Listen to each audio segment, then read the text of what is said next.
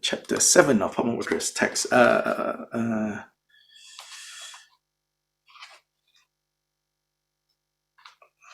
Omar, if you can send images of... Now I have switched to the other translation. You know, I like to switch things back and forth. Like I said, there are two translations in English, you know. One done by a German. So that was the first one we read. So it has Germanic qualities to its translation. And the other one done by an American. So American qualities to the translation. Now I'm going to read from the American translation. Yeah. So yesterday we took a brief detour to the Jewel Ornament of Liberation, looking at Gampopa, giving more details about in terms of each of the 10 non-virtues. What are the different major categories in each of them, such as killing motivated by anger, killing driven by attachment, killing driven by ignorance, wrong view. Then he talked about, you know, and when we continuously engage in killing, then guaranteed you'll be reborn in the hell realms.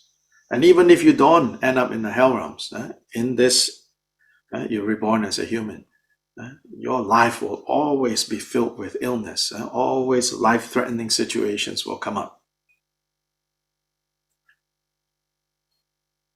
And then where you are born, your environment will be of a certain kind that is always very challenging, always very dangerous.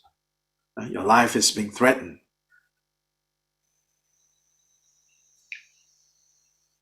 So he goes into this for each of the 10 non-virtues. And they're all these 10 non-virtues, right? They lead to the 3 lower realms. If you continuously program your mind, you know. So it's important to understand this is not, although it kind of resembles, right?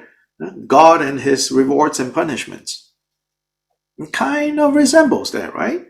But this is not the principle involved is if you keep, right, habituating your mind in the causes of suffering, then your mind has no choice but to experience the results of suffering. And if you keep habituating the causes of happiness, your mind has no choice but to perceive and to experience happiness. So this is the principle of like produces like. Like produces like. The same thing will produce the same thing. Meaning apple seed produce apple sprouts. Rice seed, rice sprouts. You cannot plant rice seed and hope for wheat. Or plant apple seeds and hope for school buses. You know, doesn't work like this. So then now we come back to Pakmodrupa. Right? So Pakmodrupa here says, I will go back and review quickly. It says, as for karmic actions and results, there are afflicted karmic actions and results and unafflicted. They are afflicted when the 3 poisons are involved. They are unafflicted when the 3 poisons are not involved. Then, since this chapter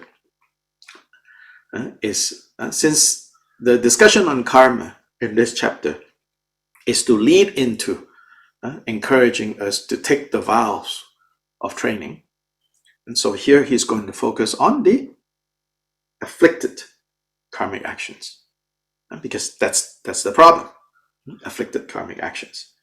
So there he says, as for that, There are non-meritorious afflicted karmic actions, and there are meritorious karmic actions, and what's known as unshakable,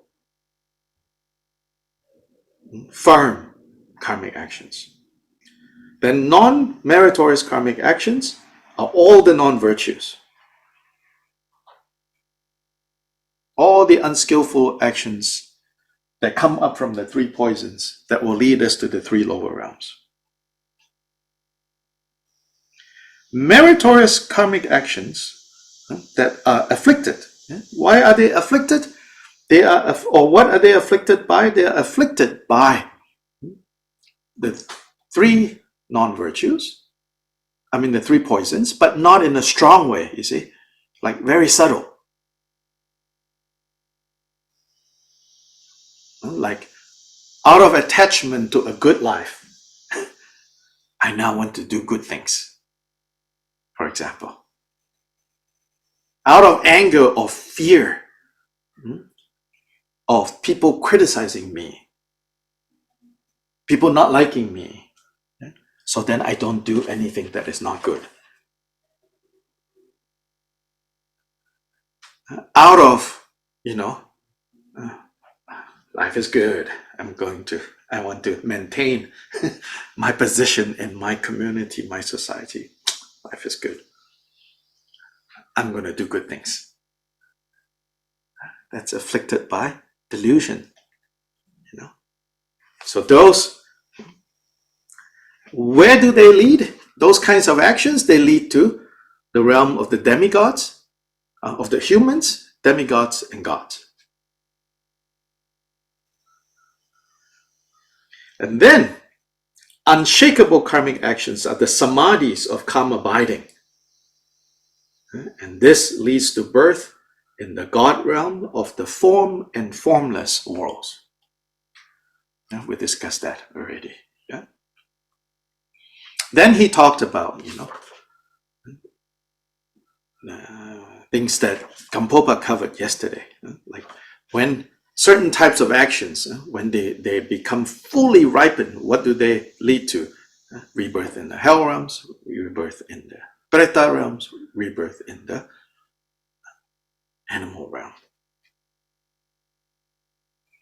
And what are the worst types of killing, worst types of taking what is not offered, worst type of sexual misconduct? It also discusses that here.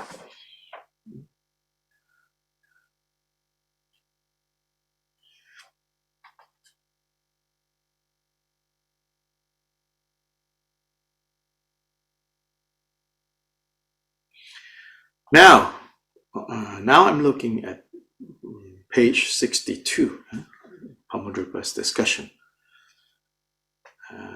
The section, that the translation I'm reading from, it says, accordant with the cause result.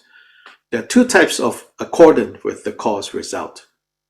Doing accordant with the cause result, and experiencing accordant with the cause result. These are technical terms, very technical. But let's look at it.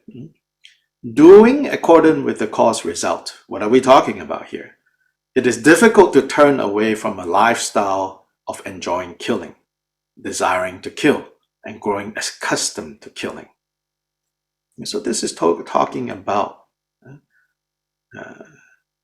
as in, when you're creating those causes of suffering, if you have habituated them, first time you kill, little hard. Second time you kill, little easier. Third time, maybe you feel, oh, this is kind of exciting. And then you normalize it, as we would use that term these days. You begin to normalize killing. Then killing is now easy, enjoyable. You can even join competitions and be praised for your skill in killing. There is no lack of confusion out in this world, that you cannot find a group of people to praise any of the 10 non-virtues you want to get good at.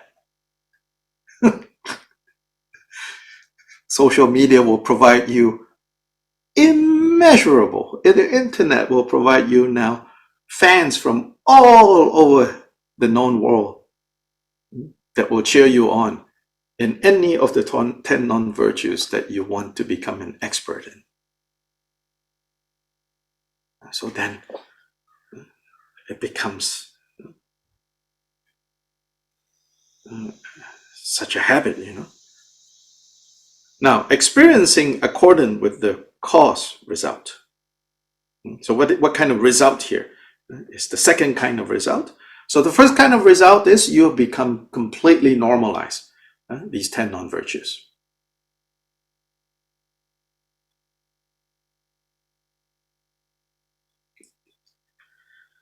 If one goes to the 3 realms of misery due to killing, even if it is possible to gain release from there, when one comes back to the human realm, one will have a short life and many illnesses.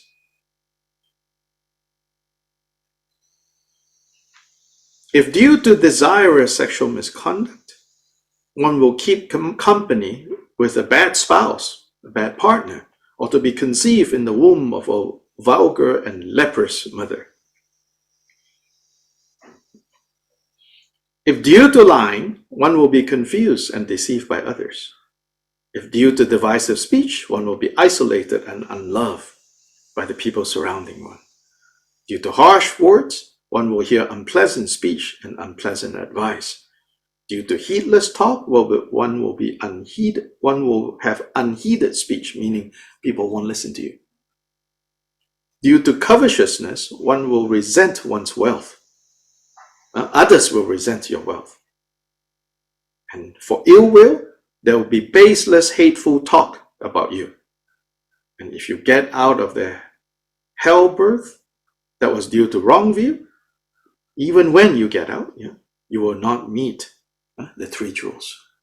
So this is talking about the result that is like after the strongest karma of any of the 10 non-virtues have exhausted, you still have, you could say, residual karma.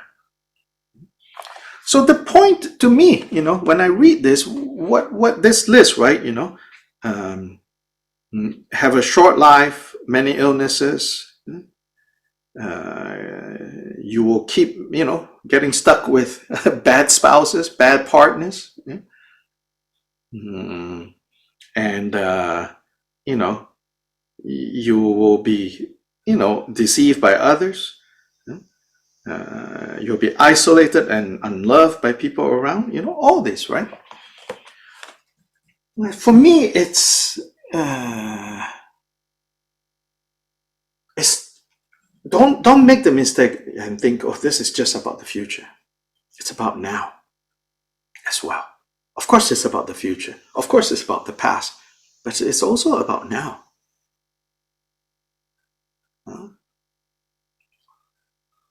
Throughout our lives, we will experience, some degree of all of this. Some parts of our lives, we experience stronger some of this. Some parts of our life, stronger about this. Of course, when we experience these types of situations, immediately we want to find the solution to the immediate cause. Now, the immediate cause is whatever worldly causes that we normally think about. Illness, oh, it's this disease, that disease, I need to go to this doctor, that doctor.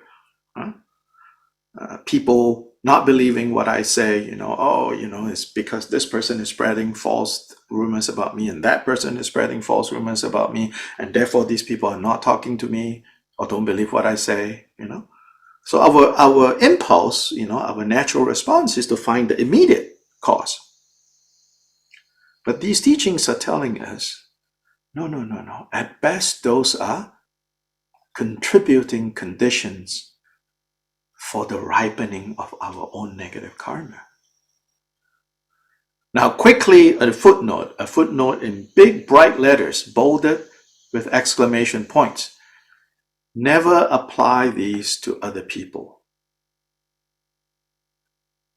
Don't blame the victims, as they say. But then yourself, recognition that all these unpleasant things that we don't want when they happen to us, the causes of us experiencing suffering always come from ourselves. And the results resemble the causes in that sense. At most, what other people around us or conditions around us, situations around us are doing is they're providing the conditions. Two people can be in the same place at the same time eating the same thing. One person will enjoy, one person will suffer. Same set of conditions provided. Different causes are involved. One person experiences happiness, another person experiences frustration.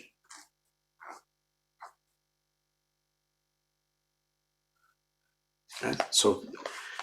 But we need to be able to, when unpleasant things are happening to us,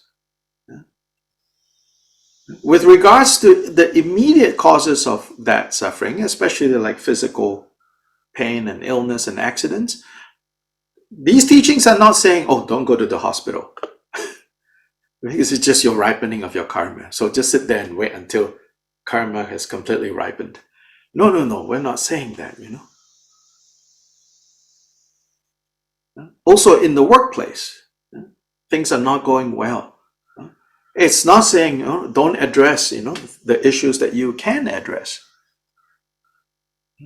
But in addressing the immediate issues that you can address, of course, also not saying that you have to become a doormat and immediately go apologize to everyone. Oh yes, I was wrong. Oh yes, I was wrong. Oh yes, I was wrong. Do, of course, address, even confront sometimes, issues. But never forget, as for the misery that we are feeling right now and experiencing right now, no one is causing it.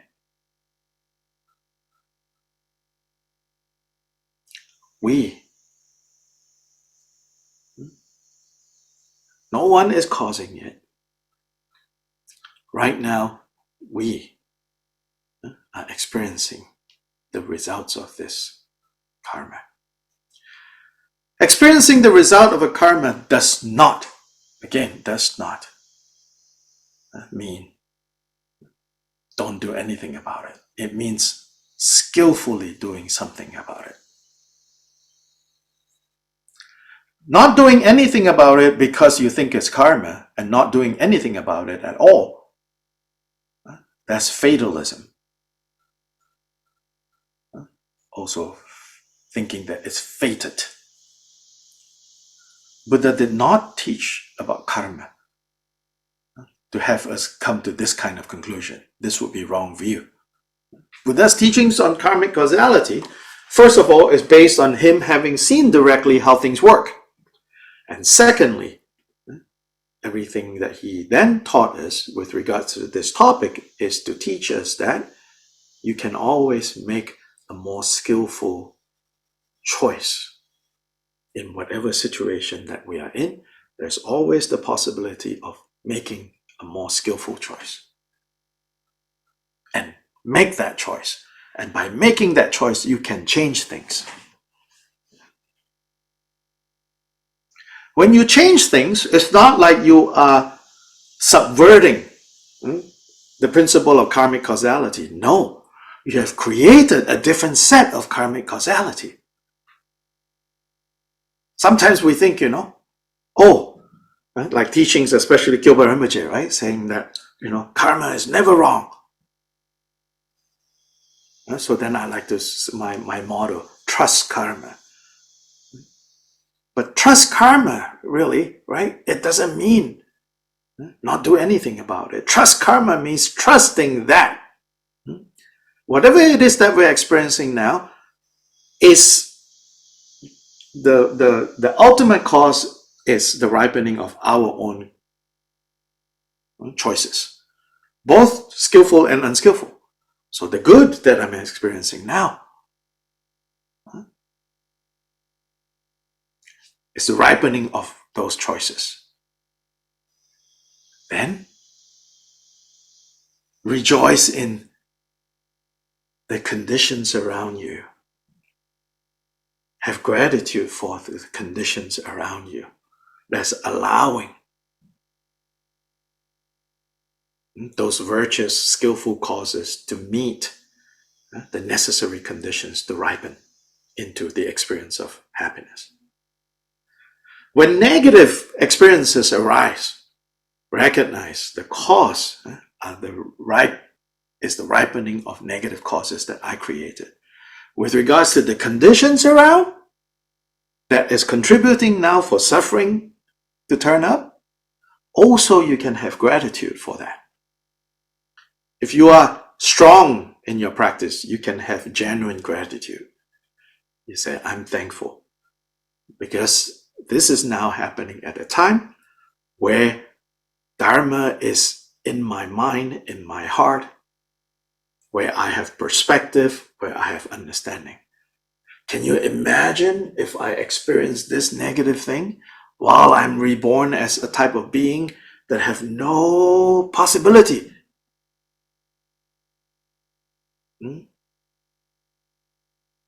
of changing? Oh, that would be terrible. You can even look back to and say, oh, if this has happened to me 20 years ago before I met the Dharma, it would have been terrible. Thank goodness the conditions didn't come 20 years earlier. Thank you for delaying your arrival. We can still have gratitude. If you cannot have gratitude for the negative conditions that are coming, to help you ripen your negative causes, at least don't develop hatred, resentment. Then now you're making new choices. Yeah, you're making a different set of karmic choices now. One that will keep you in this vicious cycle, going and going and going and going and going. You cannot get out.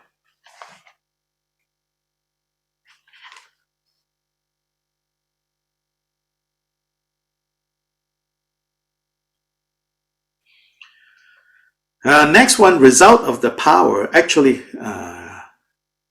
Kampopa has covered that as well. Right? They're just arranging it differently. So this is about, so when you are reborn, after hell realm for a long time because so much anger, right? Then when you're reborn as a human, then the places that you're reborn in will have these kinds of characteristics like unhealthy land, inauspicious land, land under the threat of frost and hail, and food that is not nourishing, that doesn't taste right, deserts, land where little grain, little harvest will come even though you work very hard, all of that. So Kampopa already talked about that. Then meritorious karmic actions and results, very brief here. The result of meritorious karmic action is birth in the desire realm as a human, demigod, or god. If one has performed afflicted virtue with greater hatred, ignorance, and desire affliction, one is born as human, demigod, or god, respectively. So it's all about a balance, Like if there isn't a lot of the three poisons affecting the positive things that we do, then we will be born in one of these places. That means it's still not yet freedom from confusion. Then of course we all know from earlier he already talked about As for all the 6 realms of existence, the human realm gives us the best opportunity to break the cycle. Then unshakable karmic actions and results. The result of unshakable karmic actions is birth as a god of the form or formless realms. Then now, this section is important. He also addresses unafflicted karmic actions and results. Pakmodrupa. He says, according to the general language of Abhidharma, if one's meditations is selflessness of persons, and one's interrelated conduct is virtue of the method, meaning the accumulation of virtue, one attains the hearer's enlightenment, a Shravaka's level of awakening. If in addition to this, one's meditation is natureless held sense objects, and one's interrelated conduct is virtue of the method, one attains a solitary realizes awakening. If in addition to this, one's meditation is natureless inner holding mind, and one's interrelated conduct is virtue of the method, one attains unsurpassed awakening. So, as he says, in the language of Abhidharma, so he's using again some very technical terms. The gist here is that if we begin to infuse our virtuous actions, skillful actions, with wisdom, then depending on the level of wisdom that we are developing, we can arrive at the awakened state of a Shravaka Buddha, meaning what we normally call Arhat, or a Pratyeka Buddha, solitary realizer, or a full and complete Buddha. Which of course, we are encouraged to aim for the third, full and complete Buddha. And that is the result of having bodhicitta. That is the result of having bodhicitta. And that is addressed in chapter 8 and 9, bodhicitta.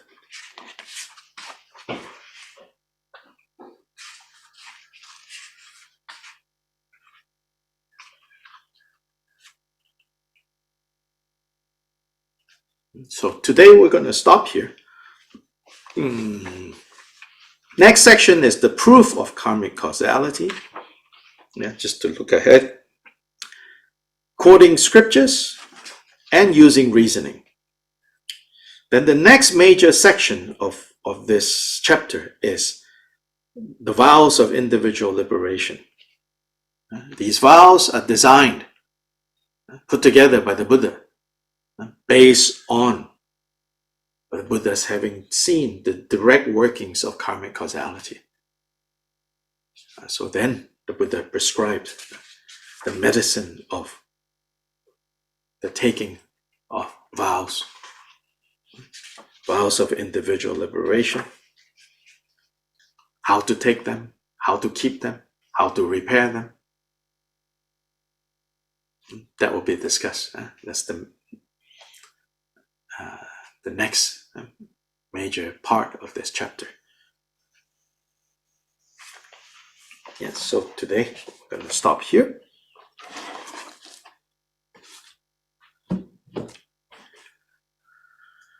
Chanju sem chorim poche ma ge banam ge gyuji ge banyam pa me pa yang gong ne gong du be sure.